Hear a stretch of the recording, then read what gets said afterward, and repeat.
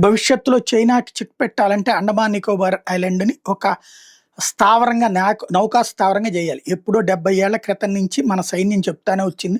తర్వాత వచ్చిన ఏ ప్రభుత్వాలు కూడా అందుకు ఒప్పుకోలేదు. ఎందుకంటే చైనాతో వీళ్ళ మిత్రత్వం, చైనాకి థ్రెట్ అవుతుందన్నటువంటి భయంతో జవహర్లాల్ నెహ్రూ, ఆ తర్వాత లాల్ బహదూర్ శాస్త్రి టైంలో ఆలోచన ముందుకొచ్చేలోపు ఆయన చనిపోవడం, ఇందిరాగాంధీ మళ్ళీ చైనాకి లొంగిపోయి అది చేయనీయకపోవడం జరిగింది.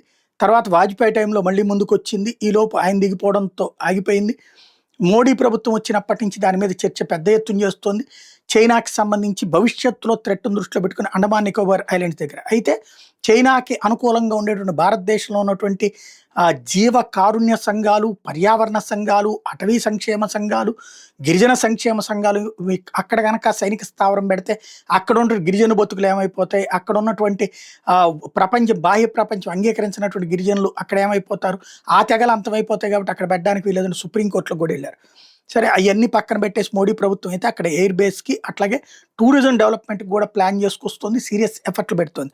ఇప్పుడు తాజాగా ఇండియా పబ్లిక్ అక్కడికొచ్చి స్థిరపడాలి. ఉట్టి సైన్యమే ఉంటే కుదరదు. కాబట్టి అక్కడ టూరిజంతో పాటుగా open see marine fish farming project Andaman దగ్గర నార్త్ బే దగ్గర పెట్టడానికి రెడీ అయింది. అంటే అక్కడే చేపలను పెద్ద ఎత్తున పెంచి దాని మీద ఆధారపడి బతికేటట్టు. తద్వారా మత్స్యకారులు పెద్ద ఎత్తున అక్కడ బ్రతకడానికి అవకాశాలు కల్పించడం ద్వారా తగినటువంటి ఏర్పాట్లు చేస్తుంది భారత ప్రభుత్వం.